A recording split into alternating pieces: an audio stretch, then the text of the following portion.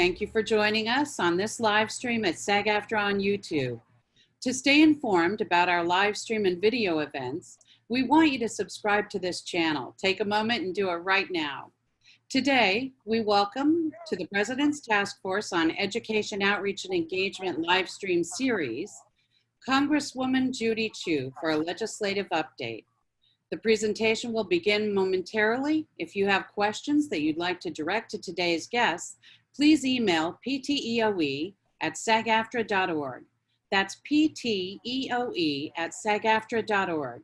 As a reminder, today's program is being recorded and you can watch the replay right here on SAG-AFTRA's YouTube channel. And now, please welcome your host, SAG-AFTRA President Gabrielle Carteris. Thank you, Pamela. Thank you. Welcome, everybody. I hope that each of you are doing well and staying safe during this period. It's been a crazy period. Before we begin, I just want to welcome and thank our Executive Vice President, Rebecca Damon. Hi, Rebecca. And our Secretary Treasurer, Cameron Manheim. Hello, Cameron. As well as our PTEO members and all the members actually who reach out and continue to inform us of what's going on and taking place within the union and in our country. So today's presentation actually could not be more timely. It's with the important actions that are being contemplated in Congress with the recent executive action by the President. While the union is actually nonpartisan and does not advocate or endorse candidates or parties, there is so much legislative and policy work that affects our industry and our work lives that is actually being done in Washington and across the country. We have to stay on top of the issues. I feel this is one of the most important things that we do as we not only today, but move into the future. The issues that matter to SAG-AFTRA members must be paid attention to. We want our membership to be educated. The more knowledge we have, the more self-determination we have, and that is very important. So today, we are going to be talking with Congresswoman Judy Chu. She's the co-founder and leader of the Congressional Rights Creative Caucus. She does this work along with Representative Doug Collins. He was originally scheduled to also be with us today, but something came up, he could not. We hope he'll join us at another time. The Congressional Creative Rights Caucus is a bipartisan caucus dedicated to protecting the rights of the creative community. And under Congresswoman's leadership, the caucus focuses on fair compensation, protection of intellectual property rights. It's actually a caucus that staunchly supports copyright and other legislative policy initiatives, all of which protect the creative artists' rights. That's us, income, and ability to work and prosper, all these things that are important to our members. So Representative Chu has hosted, along with Collins and others, briefings, events, informational opportunities for legislators, policymakers. She's actually led the modernization of the Copyright Office, an effort that impacts all of the products that our members make. And when I say products, I mean products such as movies, television, songs, new broadcasts, all of the different kind of new content that is being created in our industry. Most importantly, the Congresswoman and the Creative Rights Caucus have helped other members of Congress understand, and I've seen this happen face to face, it's amazing. They help the members of Congress understand the real and meaningful contributions of all workers in front of the camera and behind the microphone. Not just our importance in the US economy and our contributions to the US GDP, but actually our contributions to the heritage and culture of our country. So one of the hallmarks of your work, Congresswoman, which I really admire, is something that I've been very impressed with during my trips to DC. It's been watching you work across the aisle with your Republican counterparts, getting the work done that benefits everybody. And with something I think actually we all long to see is this ability to work together. So I really appreciate the work you do. She not only is a representative of Californians, but is at the epicenter of legislative and policy work that helps and supports our members across the country.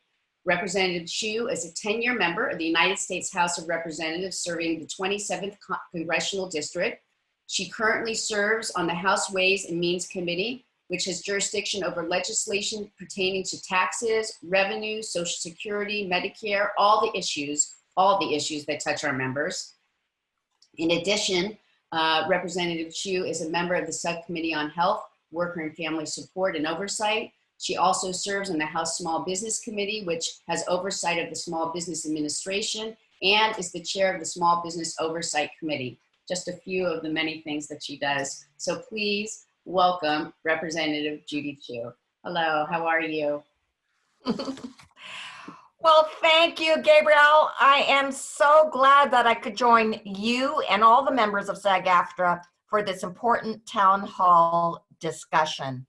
And I particularly want to thank you, President Gabrielle Carteris, for your leadership, because you have been such a vocal advocate for the members of SAG-AFTRA, and you have come to Capitol Hill time and time again to advocate for your members' needs. And in fact, we've had an annual event called Beyond the Red Carpet, where we raise awareness about all the great things that the movie and film industry is doing.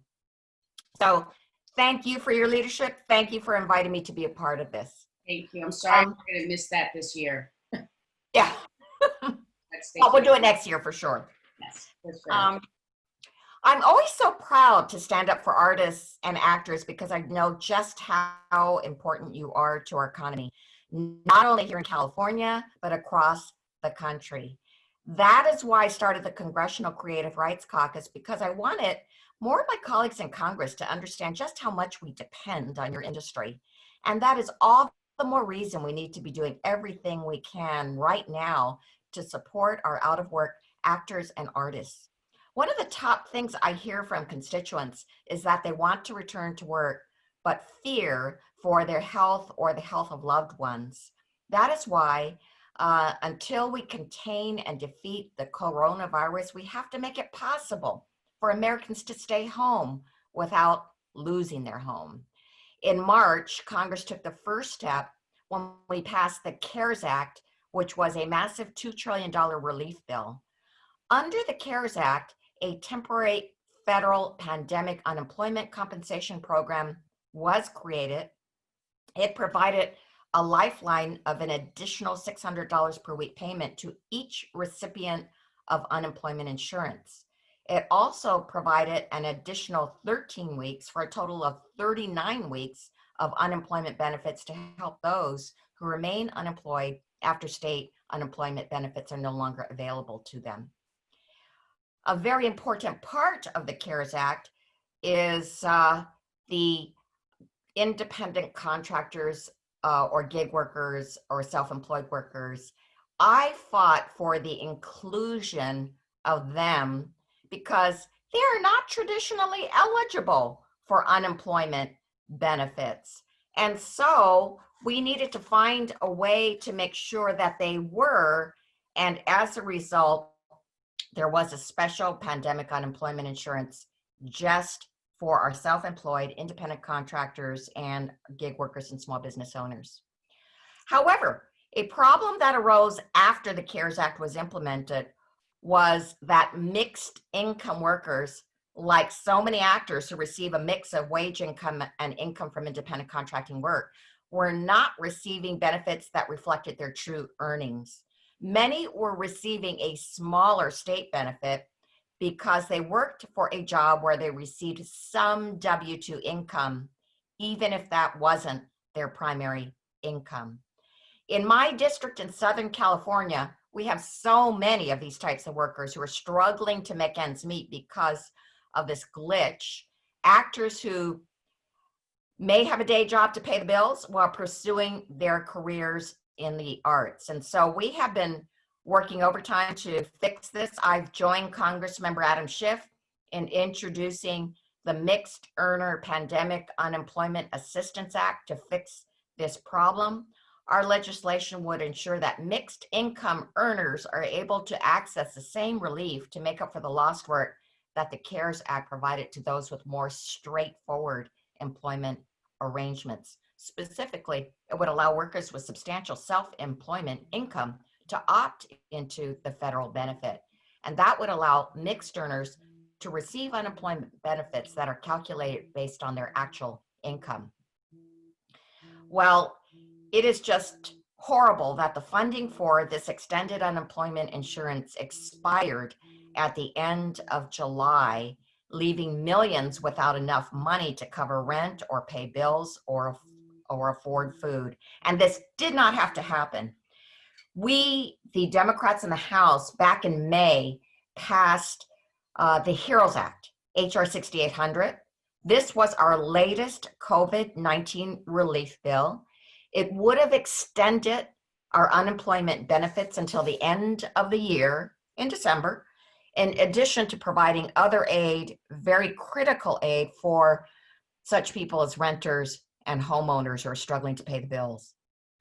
But Republicans are dragging their feet and have refused to consider it in these 3 months since we passed it. And they only began negotiations a week before the emergency unemployment benefits expired. And that is why we also must look at other options to help artists like you stay on your feet to weather this crisis. I believe one of these options has to be updating the qualified performing artist tax deduction. This deduction, which allows professional artists to deduct expenses like headshots, transportation, and more, is a lifeline to many professional artists, saving them thousands of dollars each year. But it was made ineffective when Republicans enacted their tax cuts last Congress. Updating that deduction would mean more money in the pockets of artists like each of you. That's why I introduced the Performing Artist Tax Parity Act to do just that.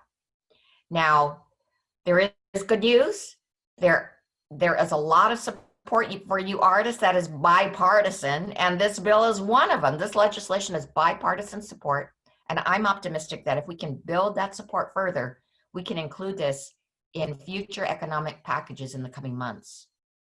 This virus and the efforts necessary to stop it are taking a toll on all of us. It doesn't care what your job is or where you earned your income before. And neither should we. If we are going to get through this crisis, we need to make sure that every worker gets the support that they need. That is what I'm working on in Congress. And now I know that you have some questions, and I look forward to hearing from each of you about what else can be done to help artists during this time period. Thank you so much. And this is a lot for people to chew on, so I have to say thank you. Yeah, we were actually depending on the HEROES Act, and I know that the executive orders came through this weekend. What does that mean to the HEROES Act? Because that does have a direct effect regarding the mixed income. What does it mean? Right now, the executive, we looked through the language after it was presented this weekend, and we realized that our members, a lot of them are not going to be eligible at all because the unemployment, if they're reaching just $100 or less in unemployment, they're not going to be able to get that. So is the HEROES Act finished? And if not, what are we looking at, and how can we help it get there? Well, let me say straight out that Trump's executive orders would be a disaster for mixed income people. Those who get W-2 income would get none of this relief, nothing. They would just get what state income would be owed to them from the W-2 income. So it would be horrendous for many, many people in the industry.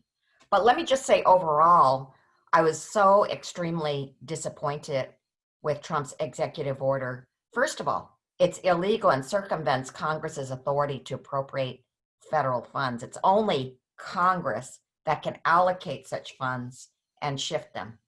Also, he is depending with his unemployment proposal to dictate to states how they administer their unemployment benefit program. Actually, he doesn't have this authority. Even we, under the CARES Act, respected states' authority, and a state had to voluntarily enter into a financial agreement with the federal government for any person in that state to get additional benefits. Of course they did, because the what we had in the CARES Act was so beneficial to all of our 50 states. Finally, this memorandum has a very terrible provision in it that requires that states provide 25% of the benefit. So he's proposing $400 Right now, of course, we are providing $600 extra. He's saying $400, but actually he's saying states have to provide 25% of that. So in reality, he's really objectively only proposing $300.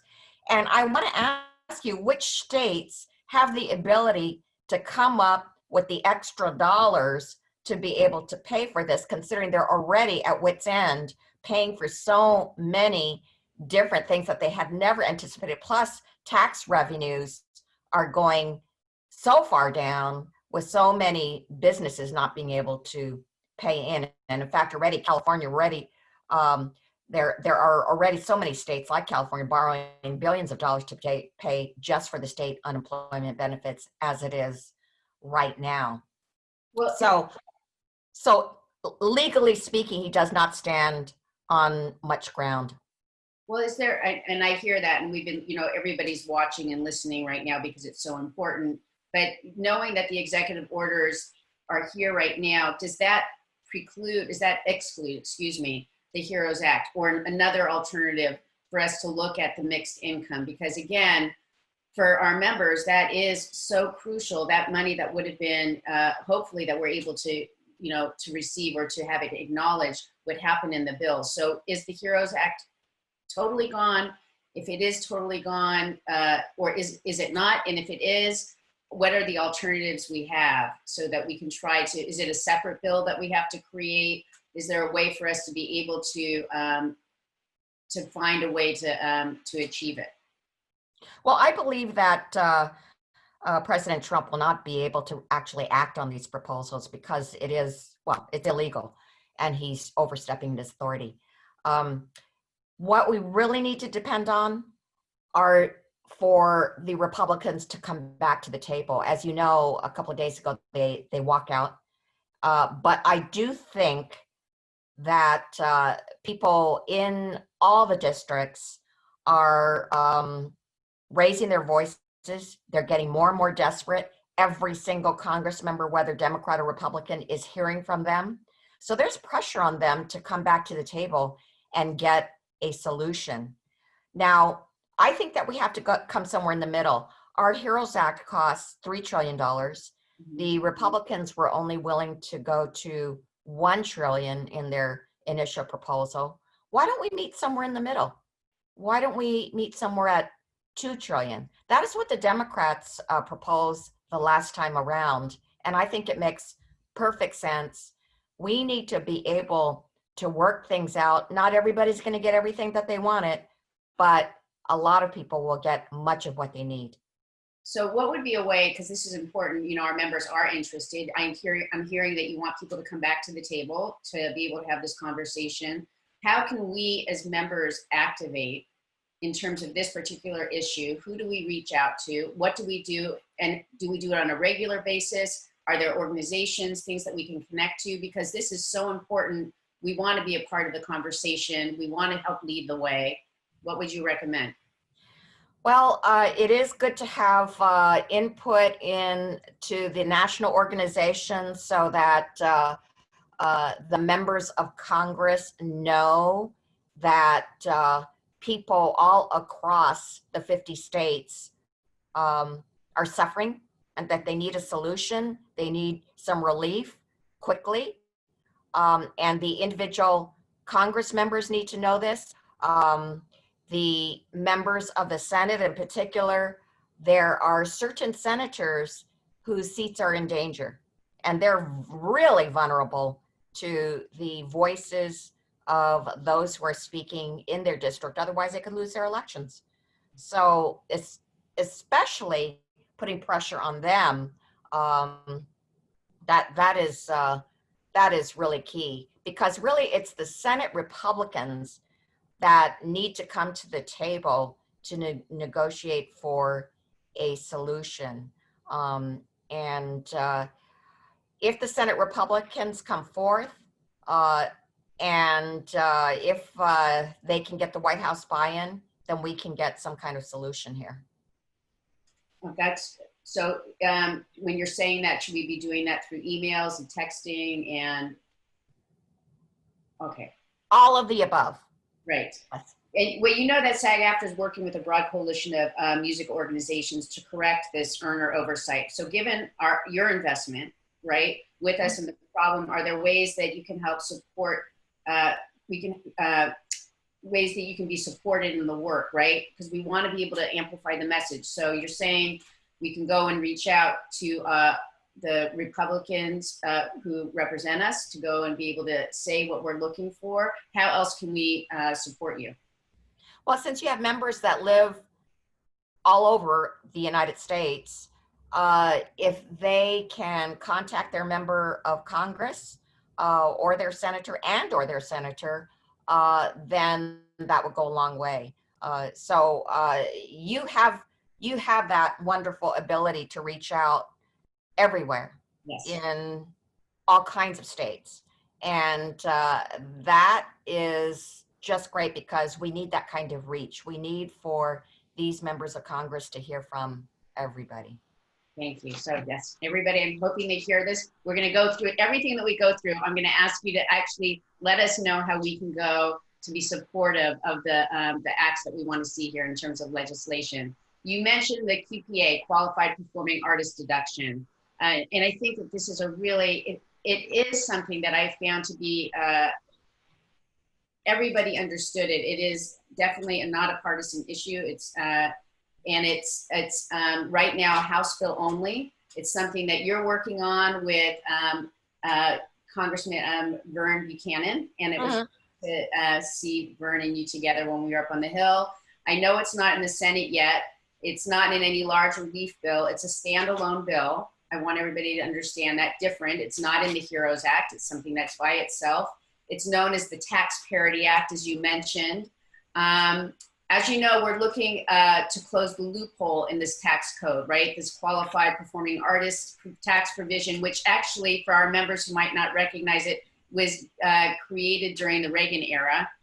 And it was, at that time, it had been capped at $16,000 annual income. And now we're asking, with the new tax bill that came forward, we're not looking to revamp anything. We're just saying to be able to update something that has not been updated since, what is it, 1986. So we're looking to move it to $100,000 in income per person for qualifications for the deduction. Since you've introduced this bill, this Tax Parity Act in the House, I want to say thank you, because it was amazing to be up in Washington talking to everybody and seeing how people really understood it. My question to you is, with everything that's going on, and even though there's agreement on it, what do we anticipate with so many things going on? Is there a time frame in which we can see this maybe being approached, and how can we help to move it into an earlier action? First of all, I want to thank you, the SAG-AFTRA members, because you came up to the Hill and many of the members talked about their own experiences. They talked about their life, and it's a life that we can hardly ever imagine, where you have to buy so many things. You have to get the headshots, and you have to drive somewhere, and you have to buy costumes and hairstylists, all these things, and then you may not get the job. So you put these expenses out, and you do it, well, you're the true risk takers, I must say. Well, we're investing in our careers, right, in our businesses. Yeah. So after hearing so many stories, I know that when people told me their stories on Capitol Hill, I was even more moved, and so glad that I was an author of this bill. But I have to say that your stories moved a lot of people, and we actually got more co-sponsors from the members of Congress after that. So it really does help for you to tell your stories, and the more co-sponsors, the better. I have to say that this is truly bipartisan. Vern Buchanan, who's a Republican Congress member from Florida, is particularly enthusiastic about this bill. He has a number of performers in his district. And so he sees this as only a just thing to do. Of course, it's ridiculous to be only able to take advantage of this deduction if your gross income is $16,000. That's $1,986. Right. I was going to say, that's just not a possible Ridiculous. Right. So it's only a matter of justice for us to raise it to $100,000. I feel very good about it being inserted at some point in some bigger tax bill, some bigger budget bill. We have to be there at the right time to do it, but the good thing is, with it being bipartisan, we have more ability to do it. Well, I'm hoping that we're going to be able to help you on that one. And we really would love to, when it's time, you know, let us know. We're going to continue to reach out and support you because we want that to be able to come forward. And like you said, there's so much agreement on it. So very happy about it. I want to share with you a question that came from one of our members. His name is Eddie. He says, performers are taxed on commissions we pay to our agent and to our agent, and our agents are taxed on the same money as commissions received. I know there's so many issues due to COVID-19, but I want to know where we're at with the Performing Artists Tax Parity Act that you've co-sponsored. So you've said where you're at with it, but that idea that double taxing that goes on is also a real challenge for us. And would that be something then that would be relieved out of that, or? Well, I feel that the Tax Parity Act would address this particular issue where you're double taxed. It would relieve the tax burden that is out there. So this would be part of the solution to that problem. Great. And I have some other questions. I'm going to go in and out of things with you here because people have been sending in questions, and I also want to go and talk to you a little bit about copyright because that's a big thing that you helped us with. SAG-AFTRA member Laura says, has there been any conversation or talk about dismissing student loans during the COVID-19 crisis? So, student loans are a huge burden for those who are just struggling anyway.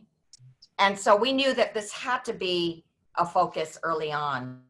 And that's why in the CARES Act, we did pass the provision that student loan payments would all be suspended, all federal student loan payments through September 30th of this year. Not only that, these loans could be forgiven if there was a certain amount of payments made over a certain time for a variety of different jobs. So that has already passed. Mm-hmm. But it's clear that September 30th is right around the corner.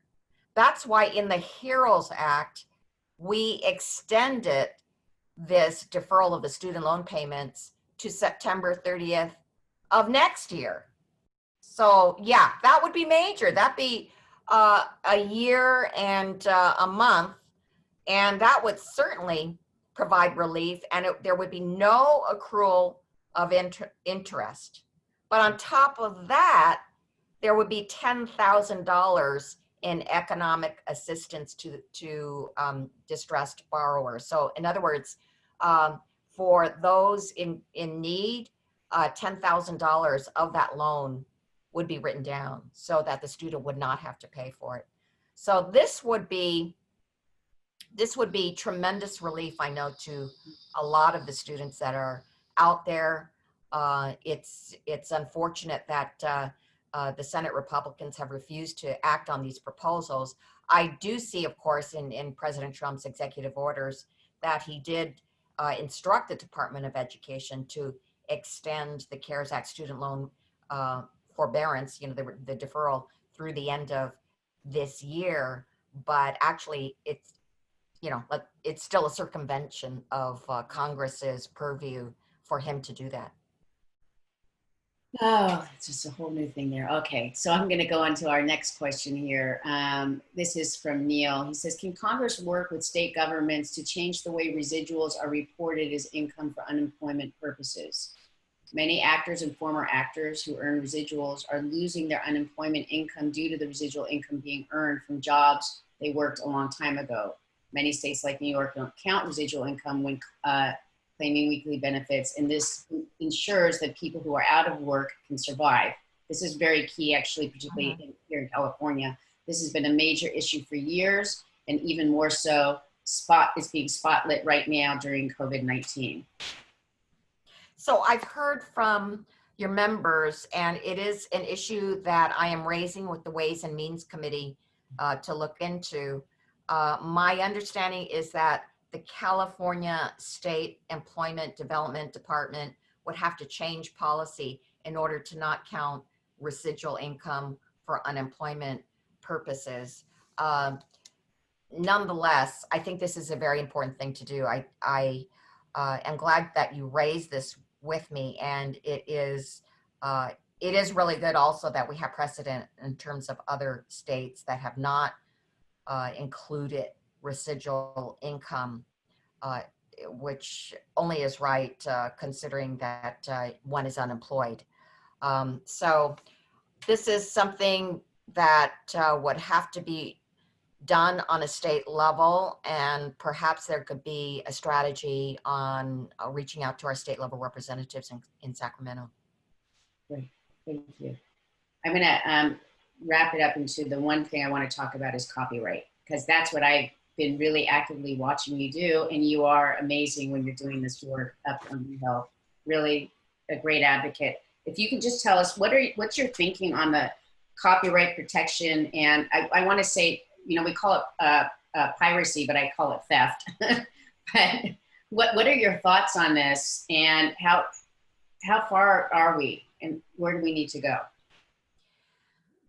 So the law that governs copyright, the Digital Millennium Copyright Act, DMCA, is still the primary governing law for copyright. And that law was passed in 1998, over 22 years ago, basically before the digital era. And that is why we are in such a primitive place, I believe, as far as copyright protection. And in fact, under current US copyright law, offering up illegal content to be downloaded on piracy sites is a felony, but distributing that content via streaming is only a misdemeanor. Why is I mean, well, it's just because we have ancient laws. Streaming was not as popular as it is now. I mean, nobody could have dreamed we'd be streaming as much as we are now, in fact. Remember, not even every home had the internet in those days. So yeah, we are definitely in a situation where we need to have the laws catch up with what's going on today in our digital world. And as a result, we need to have some true change. Now, when I was in judiciary, we had a review of this law of DCMA. We went through all the different chapters and we saw all the shortcomings. We had hoped for change, but of course we always have some tension with our internet providers, and so it took a while for us to go through it, and we're still awaiting some major change. I do have to say that earlier this summer, the Copyright Office released a long-awaited report on the efficacy of the DMCA's notice and takedown system, which of course is another ancient kind of challenge that. Yeah, you see pirate up policy, you just issue a notice for them to take it down, and they might take it down, but then it just pops up in some other form. Well, anyway, so this report, when it's popping up in a different form, because that's, how do we go and stop that repeated infringement posting? It's just, I mean, right now it's totally inefficient. It's a whack-a-mole process. It just pops up and then you have to issue another one. So the only ones who can really do this seriously are the very, very large companies that have whole teams that just do this all day long. But for the average person, it's just so difficult. Now, let me say, as far as this long-awaited report on the efficacy of this notice and takedown system has been in the works for 5 years. It did come out, it concluded that the current system is largely ineffective with regard to combating copyright infringement protection. So now the House and Senate Judiciary Committees are closely reviewing the report and ultimately are looking to draft legislation that will update this aspect of DMCA. So I hope finally we can get some strong provisions that will require the internet platforms to take more responsibility in keeping pirated content off their sites. I have to ask you, because I know that you're not a performer, you're a politician, but whatever inspired your involvement in the copyright issues? Because these issues are so important to our members and to artists overall. So many of us are just living on, that's how we make our living, through our, whether it's our images, the work we do, those residuals. So how did you get involved with the Creative Right Caucus? What made that something that was of interest to you? Well, first of all, my district is such a special one. I have a lot of creators in my district, or people who are in the film and television industry, whose jobs are supported by the creative industries. They are the set designers, the makeup artists, the lighting technicians. I have so many musicians in my district. And so I have been able to have them in my office and to hear their stories about how they created all these products, how their lives have been changed by that, and how they've changed the lives of others. And so there was a particular moment which led me to start the Congressional Creative Rights Caucus, and that was when the Stop Online Piracy Act was going through Congress, SOPA. And I thought that this was a common sense measure to stop this online piracy so that there could be some teeth in getting something done. And when I saw what happened to prevent this from succeeding, I just was so alarmed. I mean, of course, there were those that were saying that the internet will be broken if SOPA passed. There were those that really didn't understand the law and yet they were against it. A lot of our millennials.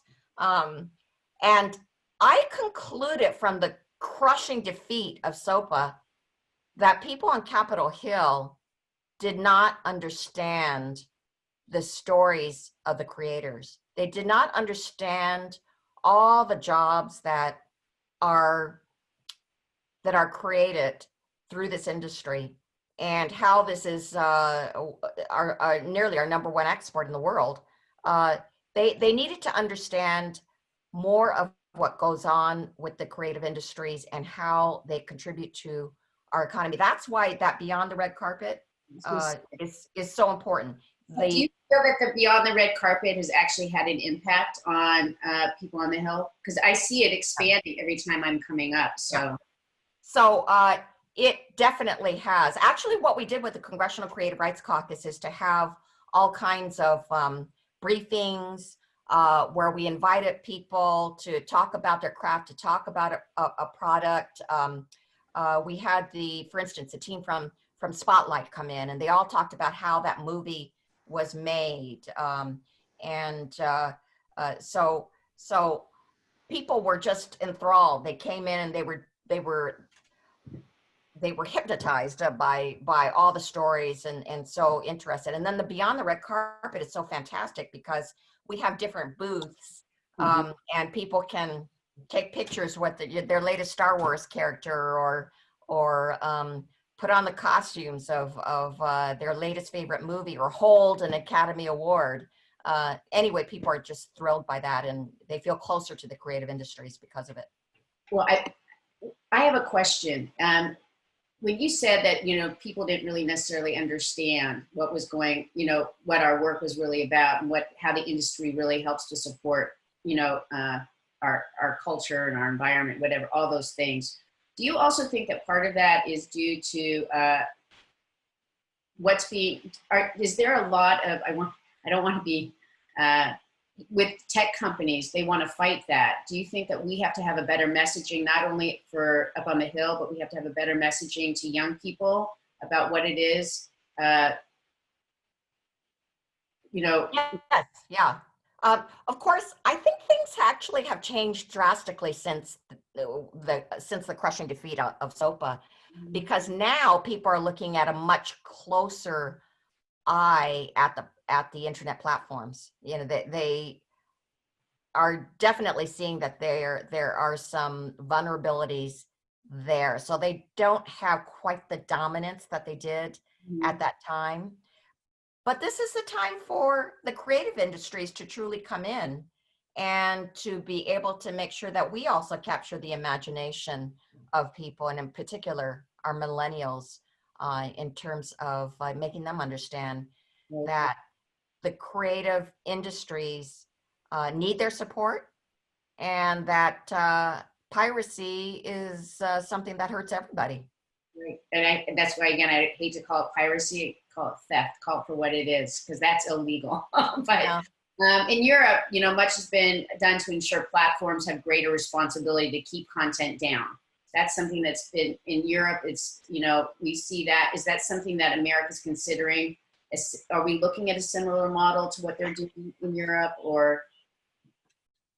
I think it's something that we should look very closely at, and I am just encouraged that they have been able to take that step forward. So yeah, I think we have to examine what they've been doing and see how much of that can be implemented here. Right, very important. I know we're getting ready to wrap up soon, but I wanted to ask Rebecca and Cameron if you had anything that you wanted to ask. Please feel free to do so. I'd love to shift gears for a second and ask you a little bit about the CASE Act, obviously, which will establish a small claims court in the U.S. that would for copyright infringement.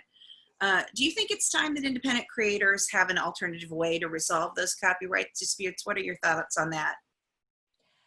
I feel so strongly about this that, in fact, I introduced my own legislation when I was on the Judiciary Committee to establish a small claims tribunal in the Copyright Office.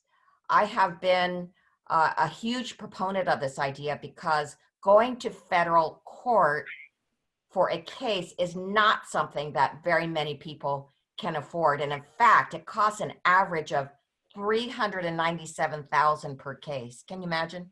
$400,000 in order to take such a case to court. And so what I thought was that if there was a system within the Copyright Office, you could have the administrators there adjudicate it, and then you could actually bring your cases there, your grievances there. And actually, I thought of this particular bill when I heard from the photographers. If you can imagine taking a photograph and then seeing your photograph being pirated so many times over, and you might have a lot of photographs that are infringed in this manner. Can you imagine trying to take each photograph and its case of piracy to a federal court? That would be utterly impossible. So that's why this idea of having this adjudication by the Copyright Office makes so much sense. Since then, this bill idea has become the CASE Act, of which I'm an original co-sponsor. I'm very happy to say that the bill did pass out of the House with a resounding 410 yes votes, with members on both sides of the aisle. So I think that it has a lot of popular support, but we have to get the Senate to act. Yes, we do. We have a lot of things to get them to. So thank you for that. Cameron, do you have a question? Yeah, I do. And thank you so much for this. I've learned so much, and I actually just, my soul is filled knowing that you are there fighting on behalf of our members, truly. Before we wrap up, is there anything Congress can do to help spur film and television productions as it starts to return safely? Can it be incentivized in any way? Well, we certainly hope that there can be the financial means for our industries to be able to continue their productions. And so that's why we passed such programs as PPP, the Payment Protection Program. And that's why we laid the groundwork for the Main Street program, which is run out of the Federal Reserve. We know it will take those dollars to be able to get such productions going. And with PPP, I do have to say that there's still $134 billion left to be able to loan to small businesses. What we need is for this next COVID bill to be able to reauthorize PPP so that we can get these applications going and so that we can actually make it more usable to our small business owners, our production companies, to those who really need those funds to go forward. You know, I have to say before we go, it's so great to be hearing all the work that you're trying to put forward that really helps our members. You know, we talked about earlier, but this is during the pandemic, everybody's been asked to go home, you know, stay safe, stay inside, watch your favorite movies, your favorite TV shows, watch the news to be informed of what's going on. All of our members, and gladly, with joy, do our members do this work because it's a part of our soul. We want to be able to, you know, to be able to inform and be a part of the storytelling. And it's really meaningful to our members to know that you're fighting on our behalf, because as we've tried to help and protect and to inspire and to encourage and give hope to not only our country, but to the world, it's wonderful to know that we're being looked at and looked after, because it can be very lonely, the work that we do.